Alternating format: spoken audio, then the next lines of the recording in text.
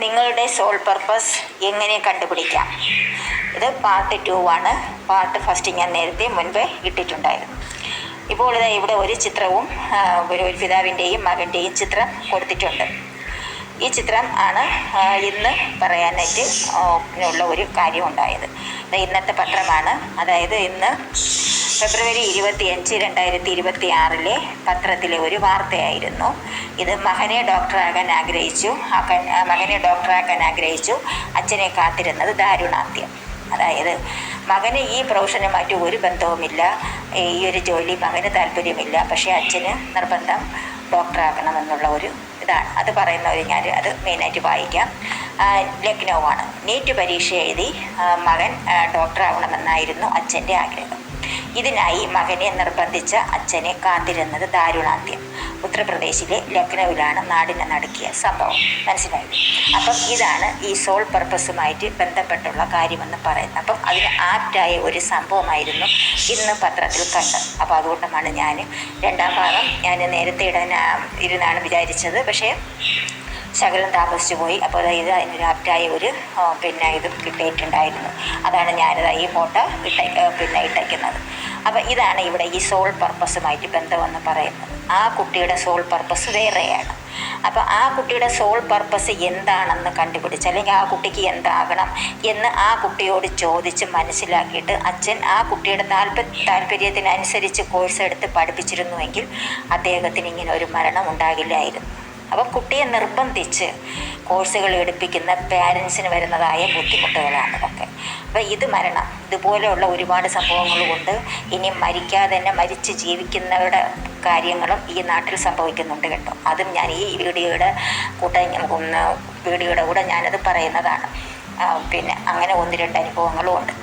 അപ്പോൾ ഒരു കുട്ടിയുടെ സോൾ പർപ്പസ് കണ്ടുപിടിച്ച് ആ കുട്ടിക്ക് എന്താണ് ആകാനായിട്ട് താല്പര്യം, അതിലോട്ട് പാരൻസ് താല്പര്യം കാണിച്ച് പഠിപ്പിക്കുക. അപ്പോൾ ആ കുട്ടിക്ക് അതിൽ നല്ല മികച്ച വിജയം നേടാനും അതിൽ ആ ജോലി ആസ്വദിച്ച് ചെയ്യാനും സാധിക്കും. അല്ലാതെ പാരൻസിൻ്റെ നിർബന്ധത്തിന് പോയി കഴിയുമ്പോൾ പല ബുദ്ധിമുട്ടുണ്ടാകുന്നതിൻ്റെ തെളിവാണിത്. ഇങ്ങനെ ഒരു മരണം സംഭവിച്ചത്, അദ്ദേഹത്തിന് മരണം സംഭവിച്ചത് കേട്ടോ. ഇത് ലക്നൌവിൽ നടന്ന സംഭവമാണ്. അപ്പോൾ ഇനി ഞാൻ ഇതിൻ്റെ കൂടെ ഞാൻ പറയാൻ പോകുന്നതാണ് എന്തൊക്കെയാണ് ഈ സോൾ പർപ്പസ് എന്ന് പറയുന്നത്. അപ്പം ഞാൻ നേരത്തെ മുൻപ് ഒരു വീഡിയോ ഞാൻ ഇട്ടിരുന്നു. കാണാത്തവർ അത് പോയി കാണുക. ഇതതിൻ്റെ പാർട്ട് 2 ആണ്. അപ്പോൾ ഒരു സോൾ പർപ്പസ് എന്ന് പറയുന്നത് ഒരു ആത്മാവ് മനുഷ്യനായി ജന്മമെടുക്കുന്നതിന് മുൻപ് എടുക്കുന്ന കുറേ ജന്മങ്ങളുണ്ട്. അവയാണ് സസ്യങ്ങളായും വൃക്ഷങ്ങളായും പക്ഷികളായും മൃഗങ്ങളായും ഒക്കെ ജന്മമെടുക്കുന്നു. ഇനി ഇത് മാത്രമല്ല, മണ്ണിലും ജലത്തിലും മലകളിലും പർവ്വതങ്ങളിലും എല്ലാ നിർജീവ വസ്തുക്കളിലും എല്ലാം ആത്മാവ് വസിക്കുന്നു. അതായത് സകല ചരാചരങ്ങളിലും ആത്മാവ് കുടികൊള്ളുന്നു. അല്ല, നമ്മൾ നേരത്തെ ഇതിനൊരു പാട്ട് തന്നെയുണ്ട്. മണ്ണിലും വെണ്ണിലും തൂണിലും തുരുമ്പിലും ഒക്കെ ദൈവം ഇരിക്കുന്നു എന്ന് പറയുന്ന ആത്മചൈതന്യം എല്ലാ സ്ഥലത്തും ഉള്ളതാണ്. അപ്പോൾ അതൊക്കെ ജന്മം എടുക്കുന്ന ആത്മാവ് വസിക്കുന്നതായ സ്ഥലങ്ങളാണ്. അപ്പോൾ ഇതിന് ശേഷമാണ് ഒരു മനുഷ്യനായി ജന്മമെടുക്കുന്നത്. അപ്പോൾ മനുഷ്യനായിട്ട് ജന്മമെടുക്കുന്നതിൽ ഒരുപാട് ക്രൈറ്റീരിയകളുണ്ട്. മനുഷ്യനായിട്ട് ഭൂമിയിൽ ജന്മമെടുക്കുമ്പോൾ തന്നെ പല തരത്തിലും, അതായത് എല്ലാവരും ഒരേ രീതിക്കല്ല ജീവിക്കുന്നത് എന്ന് പറയുന്നത്.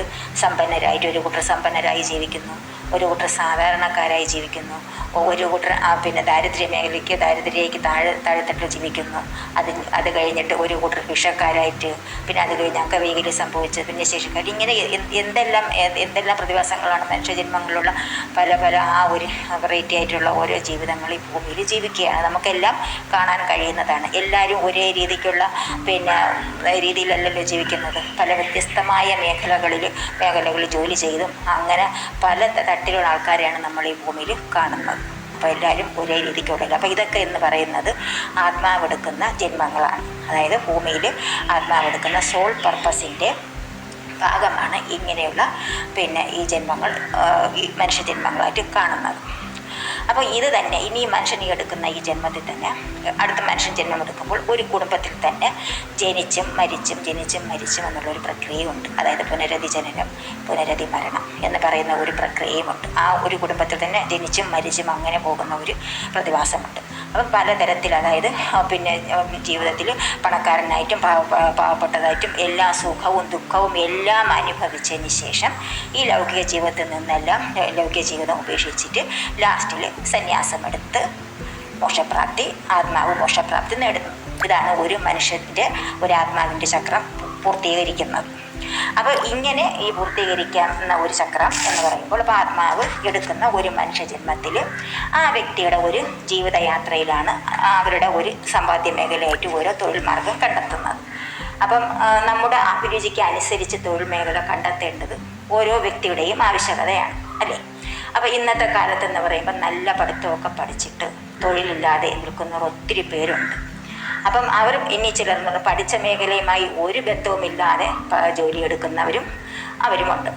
അപ്പോൾ ഇന്നത്തെ കാലത്ത് തന്നെ ഇപ്പോൾ അവർ ആഗ്രഹിക്കുന്ന ജോലി കിട്ടാനും പാടാണ്. കാരണം കോമ്പറ്റേറ്റേഴ്സ് കൂടി വരുന്ന ഒരു കാലമാണ്. പഠിച്ചിട്ട് ജോലിയില്ലാതെ നിൽക്കുന്ന ഒത്തിരി പേരുണ്ട്. എന്തെങ്കിലും ജോലി കിട്ടിയാൽ മതി എന്ന് പറഞ്ഞ് പിന്നെ ഹോട്ടലിൽ തന്നെ ചെന്ന് പോയി പിന്നെ ജോലി ചെയ്യുന്നവരും നല്ല വിദ്യാഭ്യാസമുള്ളവരും ഹോട്ടൽ പണികളൊക്കെ ചെയ്ത് ജീവിക്കുന്നു. അങ്ങനെയുള്ളവരും ഇഷ്ടം പോലെ ഉള്ളവരാണ്. അപ്പം ഇതെന്ന് പറയുന്നത് ഇപ്പം നമ്മൾ ഭക്ഷണം ആസ്വദിച്ച് കഴിക്കുന്നത് പോലെയാണ് ജോലിയും ആസ്വദിച്ച് ചെയ്യേണ്ട ഒന്നാണ്. അപ്പോൾ ഇല്ലെങ്കിൽ എന്ത് ചെയ്യുമെന്ന് പറഞ്ഞാൽ അവർക്ക് ഈഗോയും ഡിപ്രഷനും ഒക്കെ ഉണ്ടാകും. ഇത് ഒരു കുടുംബജീവിതത്തെ തന്നെ സാരമായി ബാധിക്കുന്ന ഒന്നാണ്.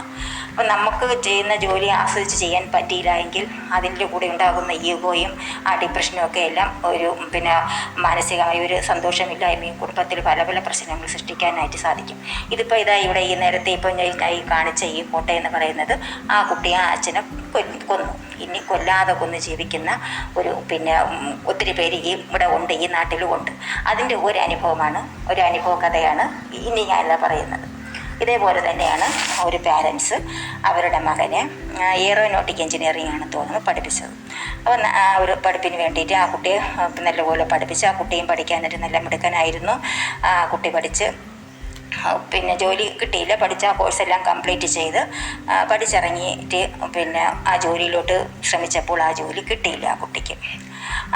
അതിൻ്റെ കൂടെ അവരുടെ കൂടെ ആ കുട്ടിയുടെ കൂടെ പഠിച്ച കുറച്ച് പേർക്കൊക്കെ ഇങ്ങോട്ട് കിട്ടി. അപ്പോൾ ഈ കുട്ടിക്ക് ആ മേഖലയിൽ പഠിച്ചത് പഠിച്ച ആ ഫീൽഡിൽ ജോലി കിട്ടിയില്ല. പിന്നെ ഒരു സാധാരണ ജോലി, അതിന് ഇത്രയും വലിയ വിദ്യാഭ്യാസത്തിൻ്റെ ആവശ്യമൊന്നും ഇല്ലാത്ത ഒരു ജോലി, സാധാരണ ജോലി ആ കുട്ടി ചെയ്ത് പോകുകയായിരുന്നു. അപ്പം ആ ഒരു കിട്ടാത്ത ഒരു നിരാശ, അപ്പം ഈ കിട്ടിയ ജോലിയിൽ അവൻ സംതൃപ്തനല്ലായിരുന്നു. കുടുംബം നോക്കണമല്ലോ, കുടുംബം ഉണ്ടെന്നുള്ള രീതിക്ക് ആ കുട്ടി അതിലെങ്ങനെയെങ്കിലുമൊക്കെ മനസ്സ് കാണിച്ച് ജോലി ചെയ്തുകൊണ്ട് പോയി എന്നുള്ളൂ. അപ്പോൾ എന്നാലും ആ കുട്ടിയിലുള്ളായിരുന്ന ഈഗോയും ഡിപ്രഷനും വിഷമവും എല്ലാം ആ കുട്ടി എന്ത് ചെയ്തു, ആ കുട്ടിയുടെ അമ്മയുടെ കൂടെ തീർക്കുമായിരുന്നു. എപ്പോഴും ആ അമ്മയെ ദേഷ്യപ്പെടുകയും വല്ലാതെ മാനസികമായ ബുദ്ധിമുട്ടുകൾ കുട്ടി അമ്മയ്ക്ക് കൊടുത്തുകൊണ്ടിരിക്കുകയായിരുന്നു. അച്ഛനുമുണ്ട്, പക്ഷെ അമ്മയുടെ കൂടെയാണ് കൂടുതൽ മാനസിക ബുദ്ധിമുട്ടുകൾ കൊടുത്തുകൊണ്ട് വഴക്ക് പറയുക. എപ്പോഴും ആവശ്യമില്ലാത്ത കാര്യങ്ങൾക്ക് അമ്മയെ വഴക്ക് പറഞ്ഞുകൊണ്ടിരിക്കുന്ന ഒരു ടെൻഡൻസി ആയിരുന്നു ആ കുട്ടി ചെലുത്തിക്കൊണ്ടിരുന്നത്. അപ്പോൾ ഈ അമ്മ എന്ത് ചെയ്തു, എല്ലാ ദുഃഖങ്ങളെയും ഈ പറയുന്ന ഈ മകൻ എന്തൊക്കെ കാണിച്ചു കഴിഞ്ഞാലും ഒന്നും തിരിച്ചു പറയുകയോ അതിലൊരു പരിഭവം ഒന്നും കാണിക്കാതെ ഉള്ളിൽ തന്നെ മനസ്സിൽ അടക്കി ഈ ദുഃഖത്തിനെല്ലാം കൊണ്ടുപോകുകയായിരുന്നു.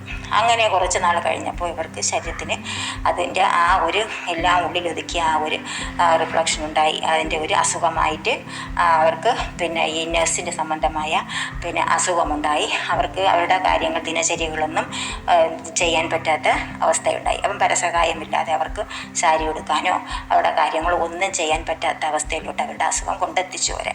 അപ്പോൾ അവർക്ക് നിവർന്ന് നിൽക്കാൻ പോലും നടക്കാനോ ഒന്നും പറ്റുന്നില്ല. അപ്പം എന്ന് പറഞ്ഞാൽ ഇവരുടെ ഈ ഒരു മാനസികമായ ദുഃഖമായിരുന്നില്ല ഇവർ ഉള്ളിലൊതുക്കി കൊണ്ടുപോയ ആ ഒരു അവസ്ഥയായിരുന്നു. അപ്പം ഇവർ ഒരു ആയുർവേദ ഹോസ്പിറ്റലിൽ അഡ്മിറ്റായി.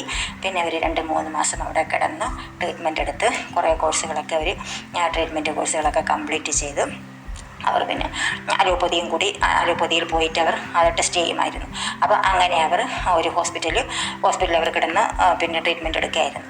അപ്പം എന്നിട്ടും ഈ മകന് ഹോസ്പിറ്റലായി ഇങ്ങനെ അസുഖമൊക്കെ വന്നതിന് ശേഷം അമ്മയോട് കൂടെയുള്ള ഒരു സമീപനത്തിൽ കുറച്ച് അയവ് വന്നിരുന്നു. അവൻ കല്യാണം കഴിച്ച് ആ കുട്ടി കല്യാണമൊക്കെ കഴിച്ച് കഴിയുന്നതാണ്. എന്നാലും അവൻ്റെ ആ ഒരു ദേഷ്യം മൊത്തം ഭാര്യയെടുത്ത് അങ്ങനെ കൂടുതൽ തീർക്കാൻ പോകത്തില്ല, അമ്മയുടെ കൂടെ ആയിരുന്നു കാണിച്ചുകൊണ്ടിരുന്നത്. കാരണം എന്തോ ജോലി കിട്ടാത്ത ഒരു വിഷമമാണ് ആ കുട്ടിയെ ഇങ്ങനെ മാനസികമായിട്ടുള്ള അവസ്ഥ കൊടുത്തുകൊണ്ടിരുന്നത്. ഇത് ഒരു സംഭവമാണ്. പിന്നെ അത് കഴിഞ്ഞിട്ട് വേറൊരു സംഭവം എന്ന് പറഞ്ഞു കഴിഞ്ഞാൽ ഇതുപോലെ ഒരു മകനെ എൻജിനീയറിംഗ് പഠിപ്പിച്ച് പിന്നെ പാസ്സാക്കി അച്ഛനും അമ്മയൊക്കെ വിട്ടു. അപ്പോൾ അവൻ്റെ കൂടെ ഒരു കൂട്ടുകാരനും എൻ്റെ കൂടെ പഠിക്കുകയുണ്ടായി. പഠിച്ചപ്പോൾ രണ്ട് കുടുംബത്തിലെ 2 കുട്ടികൾ എൻജിനീയറിങ് പാസ്സായിട്ട് അവർ IT ഫീൽഡിൽ ജോലി നോക്കി. അപ്പോൾ ഒരു വർഷം അവിടെ IT മേഖലയിൽ അവർ ജോലിയെടുത്തു. അടുത്തിട്ട് അവരെന്ത് ചെയ്തു, ആ ഫീൽഡിൽ നിന്ന് അവർ റിസൈൻ ചെയ്തു. അപ്പോൾ ചോദിച്ചവൻ പറഞ്ഞു മെൻ്റൽ സ്ട്രെസ് കാരണം അവർക്ക് മുന്നോട്ട് കൊണ്ടുപോകാൻ പറ്റുന്നില്ല. അപ്പോൾ ഇതിൽ നിന്നിട്ട് അവരെന്ത് ചെയ്തു, ഈ ജോലി അങ്ങ് റിസൈൻ ചെയ്തിട്ട് ഒരു ഹോട്ടൽ ബിസിനസ് സ്റ്റാർട്ടപ്പ് തുടങ്ങി. ഹോട്ടൽ നടത്താമെന്ന് വിചാരിച്ച് ഇവർ 2 പേരും കൂടി ചേർന്നൊരു ഹോട്ടൽ തുടങ്ങാനായിട്ട് തീരുമാനിച്ചു. അപ്പോൾ ഇതിൽ ഒരു പാരൻസിന് കുഴപ്പമില്ലായിരുന്നു. ഒരു പാരൻറ്റ് ഭയങ്കരമായിട്ട് പൊട്ടിത്തെറിച്ചു. പിന്നെ അവരിതിൽ കഷ്ടപ്പെട്ടൊക്കെയാണ് പഠിപ്പിച്ചത്. അപ്പോൾ ഒരുപാട് ലക്ഷങ്ങളൊക്കെ ചിലവാക്കി പഠിപ്പിച്ച ഒരു വ്യക്തിയാണ്. പിന്നെ ഞാൻ ഇത്രയും ലക്ഷങ്ങൾ ചിലവാക്കി പഠിപ്പിച്ചത് ഇങ്ങനെ ഹോട്ടൽ ബിസിനസ് ചെയ്യാനാണോ? അങ്ങനെ ആയിരുന്നെങ്കിൽ എൻജിനീയറിങ്ങിന് പോകുന്നതിന് മുൻപ് തന്നെ +2 കഴിഞ്ഞിട്ട് ഹോട്ടൽ പണി ചെയ്തുകൂടെ എന്നും പറഞ്ഞു ഒത്തിരി വഴക്കിട്ട് ശോഭിക്കുകയുണ്ടായി. പക്ഷേ അവൻ ആ ഫീൽഡിൽ തന്നെ, ആ ഹോട്ടൽ പണിയിൽ തന്നെ അവൻ ഉറച്ചു നിന്നു. കാരണം അവൻ പഠിച്ച ഫീൽഡിൽ അവന് നിൽക്കാൻ പറ്റുന്നില്ല. അപ്പം ഇവിടെ പാരൻസ് മനസ്സിലാക്കേണ്ടതെന്ന് പറയുന്നത് അവരവർക്ക് എന്താണ് ആ കുട്ടികളുടെ ആ വാസന, അവരുടെ സ്കില്ല്, അവർക്ക് ഏത് മേഖലയിൽ ജോലി ചെയ്യാനാണ് താല്പര്യം എന്നുള്ളത് മനസ്സിലാക്കി വിട്ട് കഴിഞ്ഞാൽ പിന്നെ അവർ ആസ്വദിച്ചാൽ ജോലി ചെയ്യാൻ സാധിക്കും. അപ്പം നമ്മൾ ഈ മറ്റുള്ളവരുടെ മുമ്പ് സ്റ്റാറ്റസ് പറയാൻ വേണ്ടിയിട്ടാണ് കുട്ടികൾക്ക് ആവശ്യമില്ലാത്ത പ്രഷർ കൊടുക്കുന്നത്. അവരെ സ്വതന്ത്രമായിട്ട് വിട്ടയ്ക്കുക. അപ്പോൾ അവർ എല്ലാം അവരുടേതായ ഒരു ചിന്താഗതിയിൽ ഒരു കാര്യങ്ങൾ മനസ്സിലാക്കി അവർക്ക് തന്നെ മനസ്സിലാകുമല്ലോ പ്രായമാകുന്നതനുസരിച്ച് അവർ ചെയ്യുന്ന പ്രൊഫഷനോടുകൂടി ആത്മാർത്ഥത കാണിച്ചു കഴിഞ്ഞാൽ അവർക്ക് എങ്ങനെ നിൽക്കാതെ രീതി എങ്ങനെയൊക്കെ കൊണ്ടുപോകുക എന്നുള്ള ബുദ്ധിയും ശക്തി അവർക്ക് തന്നെ ഉണ്ടാകും. മനസ്സിൽ നിന്ന് ഉള്ളിൽ നിന്ന് തന്നെ ഉണ്ടാകും. അപ്പോൾ ആ രീതിക്ക് കൊണ്ടുപോയി കഴിഞ്ഞാൽ അവർക്ക് സന്തോഷമായിട്ട് ജോലി ചെയ്യാൻ സാധിക്കും. ഇതാണ് സോൾ പർപ്പസ് എന്ന് പറയുന്നത്. നമ്മൾ സോൾ പർപ്പസ് കണ്ടെത്താതെ നമ്മൾ മറ്റുള്ളവർ കാണിക്കുന്നതിനനുസരിച്ച് പോയി കഴിഞ്ഞാൽ 8ൻ്റെ പണിയാണ് കിട്ടുന്നത്.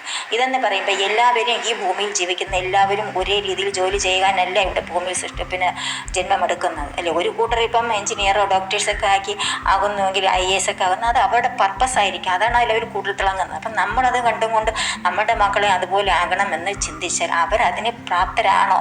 ചിലപ്പോൾ കുട്ടികൾ പഠിക്കാൻ താല്പര്യം കാണിച്ചെന്നിരിക്കും, എന്നാൽ അവർക്ക് ആ സ്കില്ല്, ആ ഫീൽഡിൽ നിന്ന് പോകാനുള്ള സ്കില്ലുണ്ടാകണമെന്നില്ല. മനസ്സിലായി. അപ്പോൾ അതാണ് ആ സ്കില്ല് കണ്ടെത്തുന്ന. സ്കില്ലെന്ന് പറയുമ്പോൾ വേറെ ഏതെങ്കിലും ഫീൽഡിലായിരിക്കും അവർക്ക് സ്കില്ലുള്ളത്.